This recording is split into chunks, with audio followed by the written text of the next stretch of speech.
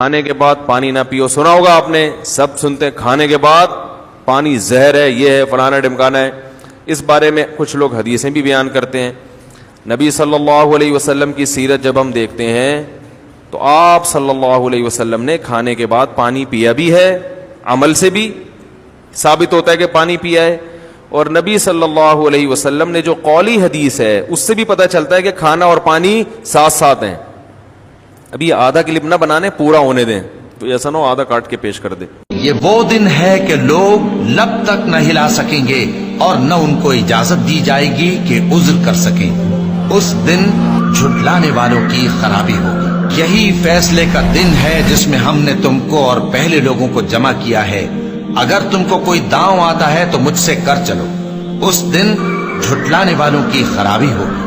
بے شک پرہیزگار سایوں اور چشموں میں ہوں گے اور میووں میں جو ان کو مرغوب ہوں. جو عمل تم کرتے رہے تھے ان کے بدلے میں مزے سے کھاؤ اور پیو.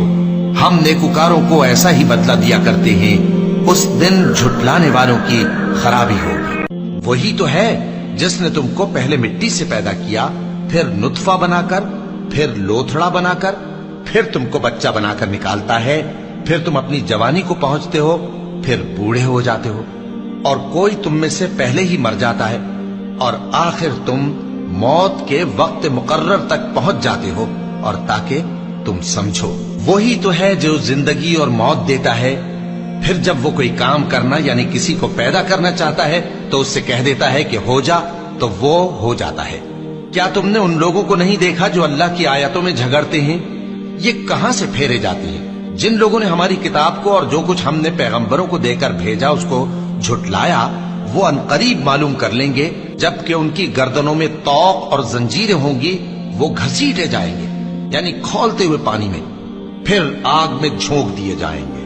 پھر ان سے کہا جائے گا کہ وہ کہاں ہیں جن کو تم اللہ کے شریک بناتے تھے؟ جان رکھو کہ دنیا کی زندگی محض کھیل اور تماشا اور زینت و آرائش اور تمہارے آپس میں فخر و ستائش اور مال و اولاد کی ایک دوسرے سے زیادہ طلب و خواہش ہے. اور دنیا کی زندگی تو دھوکے کا سامان ہے. بندو, اپنے پروردگار کی بخشش کی طرف اور جنت کی طرف لپکو جس کا عرض آسمان اور زمین کے عرض کا سا ہے, اور وہ ان لوگوں کے لیے تیار کی گئی ہے جو اللہ پر اور اس کے پیغمبروں پر ایمان لائے ہیں.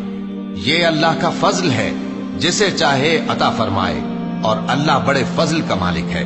کیا میں تمہیں بتاؤں کہ شیطان یعنی جنات کس پر اترتے ہیں؟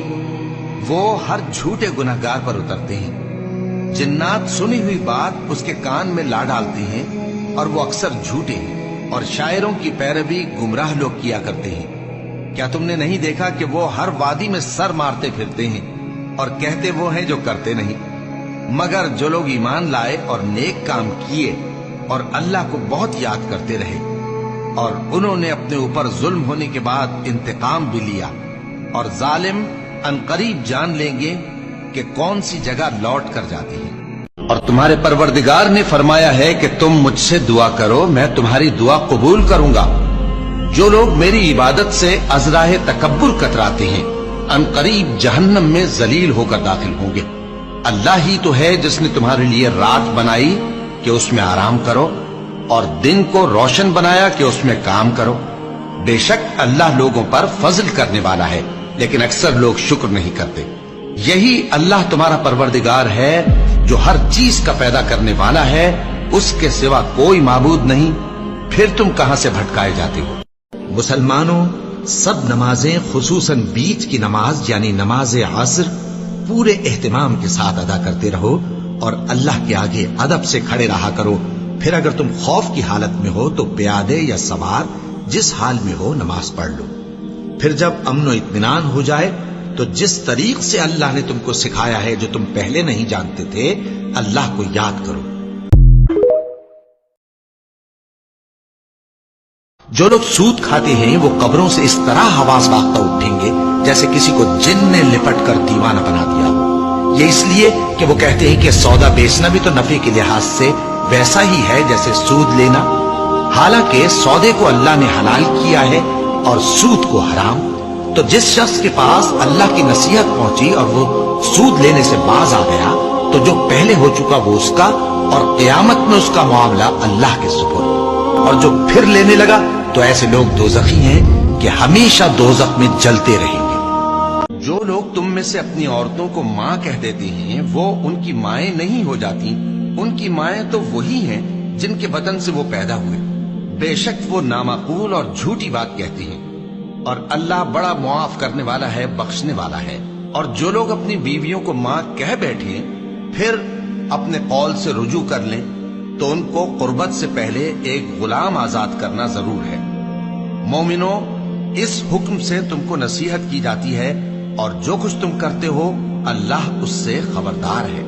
اور جو لوگ سونا اور چاندی جمع کرتے ہیں اور اس کو اللہ کے راستے میں خرچ نہیں کرتے ان کو اس دن کے عذاب علیم کی خبر سنا دو، جس دن وہ مال دوزخ کی آگ میں خوب گرم کیا جائے گا، پھر اس سے ان بخیلوں کی پیشانیاں اور پہلو اور پیٹھیں داغی جائیں گی، اور کہا جائے گا کہ یہ وہی ہے جو تم نے اپنے لیے جمع کیا تھا، سو جو تم جمع کرتے تھے اب اس کا مزہ چکھو۔ مومنو، جب تم نماز پڑھنے کا قصد کیا کرو تو اپنے منہ اور کوہنیوں تک ہاتھ دھو لیا کرو، اور سر کا مسح کر لیا کرو، اور ٹخنوں تک پاؤں دھو لیا کرو، اور اگر جنابت کی حالت میں ہو تو نہا کر پاک ہو جایا کرو، اور اگر بیمار ہو یا سفر میں ہو یا کوئی تم میں سے بیت الخلا سے ہو کر آیا ہو یا تم نے عورتوں سے مقاربت کی ہو، پھر تمہیں پانی نہ مل سکے تو پاک مٹی لو اور اس سے منہ اور ہاتھوں کا مسح یعنی تیمم کر لو۔ اللہ تم پر کسی طرح کی تنگی نہیں کرنا چاہتا، بلکہ یہ چاہتا ہے کہ تمہیں پاک کرے اور اپنی نعمتیں تم پر پوری کرے تاکہ تم شکر کرو۔ اور جس وقت سور پھونکا جائے گا یہ قبروں سے نکل کر اپنے پروردگار کی طرف دوڑ پڑیں گے، کہیں گے ہائے بربادی، ہمیں ہماری خوابگاہوں سے کس نے جگہ اٹھایا۔ یہ وہی تو ہے جس کا رحمان نے وعدہ کیا تھا اور پیغمبروں نے سچ کہا تھا۔ وہ تو صرف ایک زور کی آواز ہوگی کہ سب کے سب ہمارے روبرو آ حاضر ہوں گے، پھر اس روز کسی شخص پر کچھ بھی ظلم نہیں کیا جائے گا اور تم کو بدلہ ویسا ہی ملے گا جیسے تم کام کرتے تھے۔ مومنو، شیطان کے قدموں پر نہ چلنا، اور جو شخص شیطان کے قدموں پر چلے گا تو شیطان تو بے حیائی کی باتیں اور برے کام ہی بتائے گا۔ مومنو، اسلام میں پورے پورے داخل ہو جاؤ اور شیطان کے پیچھے نہ چلو، وہ تو تمہارا کھلا دشمن ہے۔